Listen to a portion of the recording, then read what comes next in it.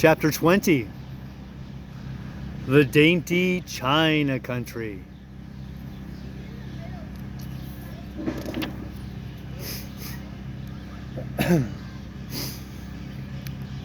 While the woodman was making a ladder from wood which he found in the forest, Dorothy lay down and slept, for she was tired by the long walk. The lion also curled himself up to sleep, and Toto lay beside him. The scarecrow watched the woodman while he worked, and said to him, "I cannot think why this wall is here, nor what it is made of."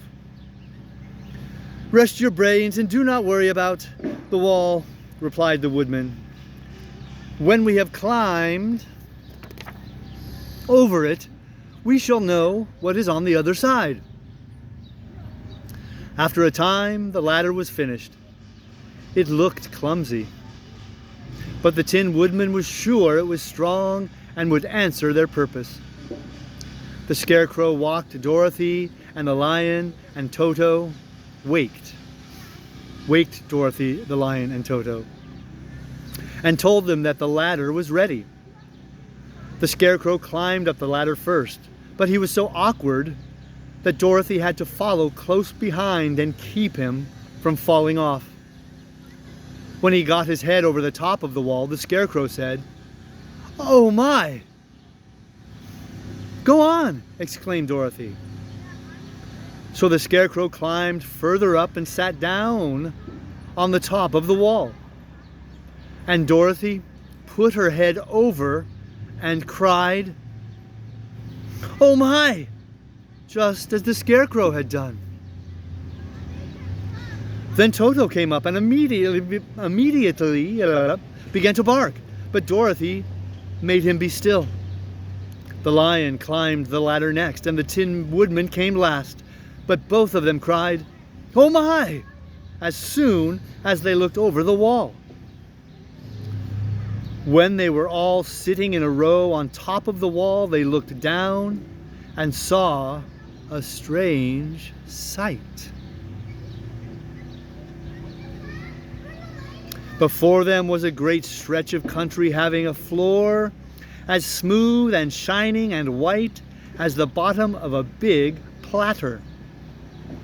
Scattered around were many houses made entirely of china and painted in the brightest colors. These houses were quite small, the biggest of them reaching only as high as Dorothy's waist. Excuse me.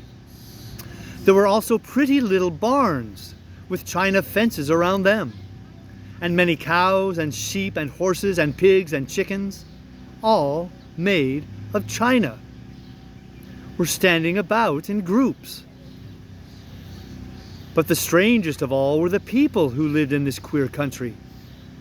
There were milkmaids and shepherdesses with bright-colored bodices and golden spots all over their gowns, and princesses with most gorgeous frocks of silver and gold and purple, and shepherds dressed in knee breeches with pink and yellow and blue stripes down them, and golden buckles on their shoes, and princes with jeweled crowns upon their heads, wearing ermine robes and satin doublets, and funny clowns in ruffled gowns, with red spots upon their cheeks and tall, pointed caps.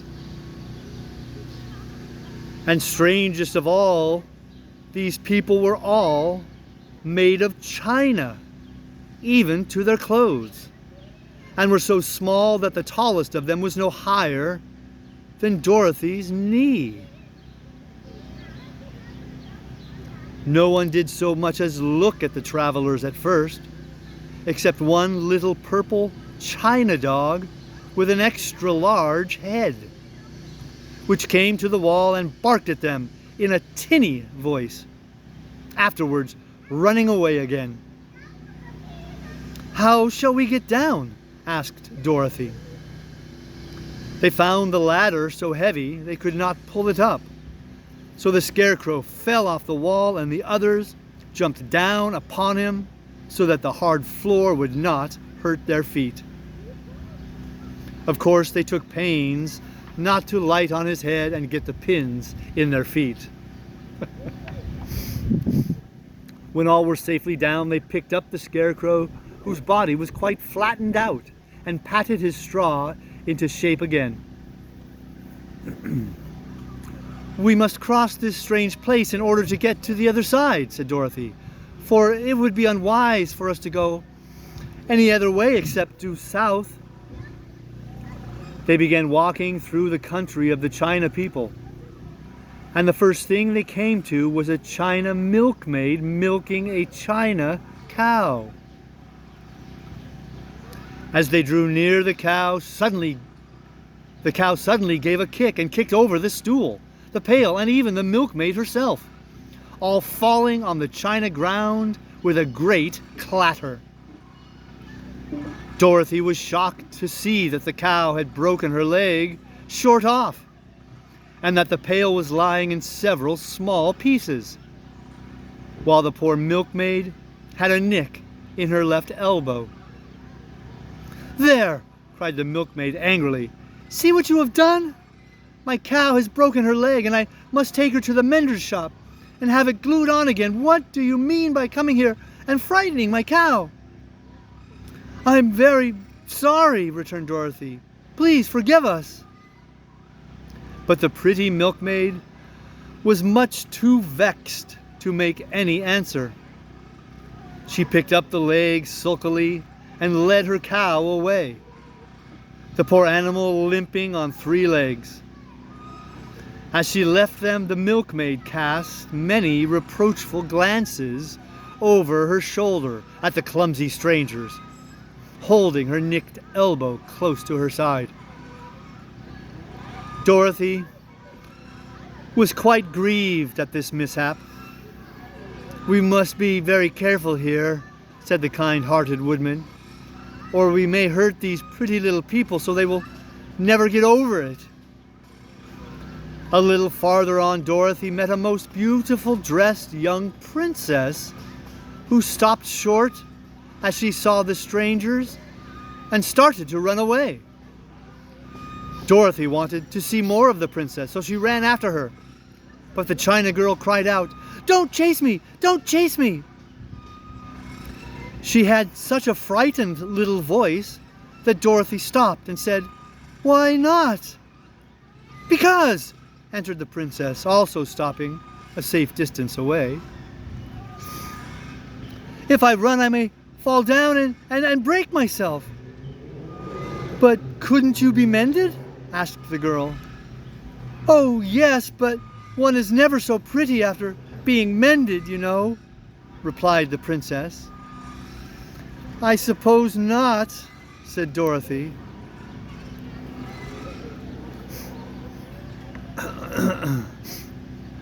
"Now there is Mr. Joker, one of our clowns," continued the China lady, "who is always trying to stand upon his head. He has broken himself so often that he is mended in 100 places and doesn't look at all pretty. Here he comes now, so you can see for yourself." Indeed, a jolly little clown now came walking toward them, and Dorothy could see that in spite of his pretty clothes of red and yellow and green, he was completely covered with cracks, running every which way and showing plainly that he had been mended in many places. The clown put his hands in his pockets, and after puffing out his cheeks and nodding his head at them saucily, he said, "My fair lady, why do you stare at poor old Mr. Joker? You're quite as stiff and prim as if you'd eaten a poker." "Be quiet, sir," said the princess. "Can't you see these are strangers and should be treated with respect?" "Well, that's respect, I expect," declared the clown, and immediately stood upon his head. "Don't mind Mr. Joker," said the princess to Dorothy. "He is considerably cracked in his head, and that makes him foolish." "Oh, I don't mind him a bit," said Dorothy. "But you are so beautiful," she continued, "that I am sure I could love you dearly." Won't you let me carry you back to Kansas and stand you on Aunt Em's mantel shelf? I could carry you in my basket."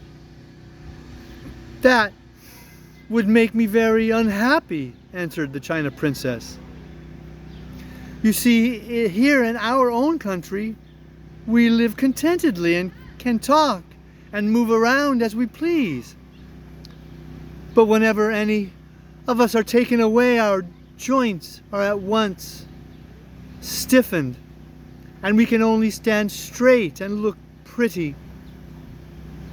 Of course, that is all that is expected of us when we are on mantel shelves and cabinets and drawing room tables, but our lives are much pleasanter here in our own country." "I would not make you unhappy for all the world," exclaimed Dorothy. "So I'll just say goodbye." "Goodbye," replied the princess. They walked carefully through the China country. The little animals and all the people scampered about out of their way, fearing the strangers would break them. And after an hour or so, the travelers reached the other side of the country and came to another China wall. It was not as high as the first, however, and by standing upon the lion's back, they all managed to scramble to the top. Then the lion gathered his legs under him and jumped over the wall. But just as he jumped, he upset a china church with his tail and smashed it all to pieces. "That was too bad," said Dorothy. "But really I think we were lucky in not doing these little people more harm than breaking a cow's leg and a church. They are all so brittle." "They are indeed," said the Scarecrow. "And I am thankful I am made of straw and cannot easily be damaged. There are worse things in the world than being a scarecrow."